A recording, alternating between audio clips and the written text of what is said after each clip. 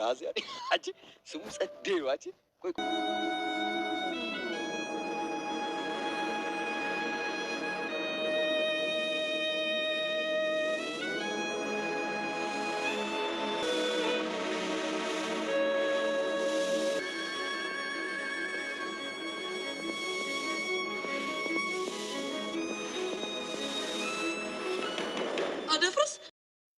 ቹቻዬ በጣም በከባዱ ሀዘን ውስጥ ሚጢጣዬ ወይም ታናሽ እህቷን አታለች ማለት ነው። አስፓልት ለአስፓልት መንገድ ለመንገድ እያለቀሰች እንደ እብድ ባዶ እግሯንና እያወራች ትገኛለች ማለት ነው። አፈር እየቆፈረች የኔ ትንሽ እህት የኔ ሚጢጣ፣ ኧረ እንደው ስንቱን ልንገራችሁ ማለት ነው። አሰላሙ አለይኩም ወራህመቱላሂ ወበረካቱ። ውድና የተከበራችሁ የፍቅር ጎጆ ቤተሰቦች እንዴት አደራችሁ? እንዴት ስዋላችሁ? ሁላችሁንም እንደ ሰዓት አቆጣጠራችሁ ሰላም ሰላም ብያለሁ ማለት ነው። ዛሬ ይዤላችሁ የመጣሁት አፍላ ፍቅርን ክፍል 216 ነው ማለት ነው።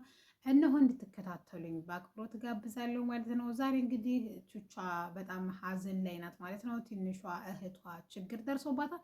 ምንድነው የደረሰባትን የሚለውን ማለት ነው እስከ መጨረሻው ድረስ ተከታተሉ ማለት ነው።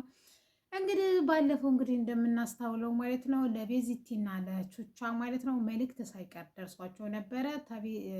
ጸጋ ልታጠቃችሁ ነው በከባዱ፣ ስለዚህ ከቻላችሁ ተቀደሟ፣ ካልቻላችሁ ደግሞ ተጠንቀቋት የሚል ነበረ። ነገር ግን እነሱ ምንም ሊያደርጉ አይችሉም።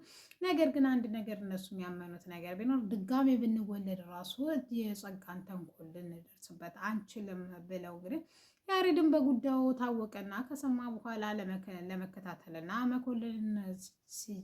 መኮንንን ሳይቀር እንድታወራው ፊቱ አድርጓል። ነገር ግን የእነሱ የበፊት ስምምነት ነበራቸው። እኔ ሶፊ ኮኝ ከደወልኩልህ አቶ መኮንን እልሃለሁ፣ አንተ ደግሞ ሶፊ ከሆንክ ልጅ ጸጋ ብለህ ትጠራኛለህ። በዚህ ሰው ካለ ማረጋገጫ ይሆናል የሚል ነበረ ማለት ነው። ነገር ግን ሌላም ከባድ ነገር አለ ማለት ነው። ጸጋም እንግዲህ ቹቻን ለአቶ ተሰማ አሳልፋ በሰጠችባት ጊዜ ወይም ትንሿ ላይ ትልቅ ጉዳት ካደረሰችባት በኋላ ማለት ነው ደመረ እሷንም ይዟታን አግቶ የቁም ስቃይ እያሳያት ነው ማለት ነው። እሷ ቹቻ ስታለቅስ እሷ ቁጭ ብላ ልትመለከት ነበረ። ነገር ግን ህይወት ጥልፍልፍ ናት። የት ጋር እንደምጥለን የት ጋር እንደምታነሳ የምናውቀው ጉዳይ የለም ማለት ነው። ጸጋ እግሬ ስር ተንበርክከሽ ትለምኝኛለሽ ብላት ነበረ ቹቻን ማለት ነው። እኔ እንደዚህ ባልቀጣሽ ደስ ይለኝ ነበር፣ ነገር ግን አንቺም ማሰቃይተሽኛል ብላለች። ለዚህ ሁሉ ተጠያቂ ብለው የሚያስቡት ኤላ ነው ማለት ነው። ኤላ ግን በጉዳዩ ምንም ነገር የለበትም ማለት ነው።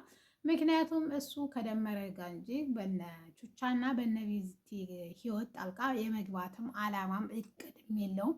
እሱ ትኩረቱ ደመረንና ደመር መሰለን ወይም እንደዚህ የሴት የህፃን ልጆችን ህይወት ተኩላውን ሳይቀር አሳልፎ ለመንግስት መስጠትና እነዛ ደግሞ አንድ ክፍል ውስጥ ተዘግተው ለዚህ ወንዶች ወይም ለውጭ ዜጎች የሚሸጡ ሴቶችን ማለት ነው ነፃ አውጥተው መማር ያለባቸው እንዲማሩ፣ መስራት ያለባቸው ደግሞ በነፃነት ራሳቸው እንዲሰሩ ለማድረግ እንጂ ለሌላ አልነበረም። አልሚም እንደዚህ ያደረገችው ባይዘዊ ተከታተላ ነው። አልሚ መንፈስ ሆና ማለት እንደ መንፈስ ብላ ደብዳቤውን ጽፋ የሰጠቻት፣ ግን እነሱ ጸጋ ናት ለማስፈራራት ነው ያሉት ማለት ነው። ነገር ግን አልነበረም። ጸጋም እንግዲህ ለፍታ ምንም ከንቱ ሆናለች ማለት ነው። ያው እንግዲህ አልቻለችም ማለት ነው። ማለት ልትይዘው አልቻለችም ኤላን ማለት ነው። ኤላ እንግዲህ እሷን ይከታተላል። እሱ ደግሞ እንግዲህ ዳኒ ይከታተለዋል። ዳኒ ደግሞ መኮንን ይከታተለዋል። መኮንን ደግሞ ደመረ ይከታተለዋል ማለት ነው። ህይወታቸው በጣም ምስቅልቅል ውስጥ ገብተዋል ማለት ነው። ቹቻዬ የእውነት ነው ለአፍላ ፍቅር ለትምህርት ቤቱ ድምቀት ነበረች ማለት ነው። ዛሬ ላይ እንግዲህ ትናንትና እንደምናስታውሰው ከትምህርት ቤት ስትመለስ ድንገት ይደወልላትና ስልክ ምንድን ነው ብላ አቤት ስትል ከሚጢጢ ትምህርት ቤት ነበረ። ነገ እንደ ወላጅ ምክንያቱም እናትም አባትም ሆነ ያሳደገቻት እህቷ ስለሆነች እንደ ወላጅ ልናናግርሽ ፈልገን ነው ብለው እንግዲህ ከሰዓት ከትምህርት ቤት መልስ ስትላ አይ ጠዋት ላይ ስለምንፈልግሽ ጠዋት ነው ተብላ እንግዲህ ጠዋት ላይ ሄዳ እንግዲህ የሰማችውን ማመን አቅቷት እንግዲህ ጎዳና ላይ እንትን ብላለች ማለት ነው። እንግዲህ ከጎዳናውም ላይ ማለት ነው መንገድ ላይ እያለቀሰች እያገኘች ማለት ነው የሚጢጤን አባት አይተዋለች ማለት ነው፣ ወይም አግኝተዋለች ማለት ነው። እያለቀሰች ማንደፍሮን አደፍርስን ማለት ነው ሶሪ አደፍርስን እንግዲህ አግኝተዋለች ማለት ነው። ከደፍርስ ጋር እንግዲህ ሆነው ሚጢጢን ለማዳን ምን ያደርጋሉ የሚለው ሄሉ ደግሞ እንግዲህ በተሰጣት ሜሽን መሰረት ማለት ነው እንትናን እንድትከታተል ተደርጓል ማለት ነው። ዳኒን ማለት ነው። ዳኒን እየተከታተለችው ነበር። ዳኒ ኤላን እየተከታተለው ነበር። ኤላ ደግሞ ዳኒ እንደሚከታተለው ያቅ ነበረ ማለት ነው። ስለዚህ እሱን እስከሚበቃው ድረስ እስከሚከታተለው የፈለገበት ቦታ ይሄዳል። ከዛ እሱ ደግሞ ወደ ኋላ ሲል እሱ ደግሞ እጠፍ ብሎ ወደ ቤቱ ወይም ወደ ወታደር ቤት ወደ ካምቡ ይገባል ማለት ነው። እንግዲህ ያው የህግ ባለሙያ ነው ማለት ነው። ኤላ ግን ያው ወንጀል ለማጣራት የገባ ነው። አፍላ ፍቅር ላይ ድራማ ላይ ማለት ነው። ይህን ይመስላል ማለት ነው ጋይስ ማለት ነው። የቹቻ ጉዳይ እንዴት ነው ማለት ነው። ሄሉ እንግዲህ የሚከታተለውን ሰውዬ ምን እንደሆነ ባታውቅም፣ ምክንያቱም ከሚስጥሩ እየገደለ ስለሆነች እሷ እንድትከታተላቸው ማለት ሚስጥሩን ሼር ስለማያደርጓ፣ ምክንያቱም ለብዙ ጊዜ አሳልፋ ለጸጋ ሰጥታቸዋለች ማለት ነው። ለዚህ ሁሉ ይሄ ህይወታቸው መንስኤ መመሰቃቀል ሂዊን ድጋሜ ማለት ሄለንን ድጋሜ ማመናቸው ነው ማለት ነው። ስለዚህ አያማክሯትም ነበረ። ስለዚህ አሁን በቪዲዮ ማስረጃ ስታሳያት ለጸጋ ነው ለቤዝቲ ማለት ነው። ቤዝቲ ለምቹቻ ቀሬ ትላታለች። ቹቻ ዛሬ ሚጤጤ ትምህርት ቤት ተጠርታ ነው። አይ ለምን ይሆን በሰላም ይሆን ወይም ለነገሩ በጣም አስቸጋሪ ልጅ የምትባል አይደለችም ሚጤጤ። ስለዚህ እንደው ሰላም እንደሚሆን የሁሉም ምኞት ነው ማለት ነው። ከትምህርት ቤት እንግዲህ ሲመለሱ አልቤርቶ እና እንትና ማለት ነው ያሬድ እንግዲህ የሁለተኛው ዙር የጣሊያንና የኢትዮ ጦርነት ማለት ነው ሊከፈት ነው በቤዛ ማለት ነው። እንግዲህ ቀስቴም የቻለውን ያክል እንግዲህ ቀስቴን እንትናና ያሬድን እያሰለጠነ ነው ማለት ነው።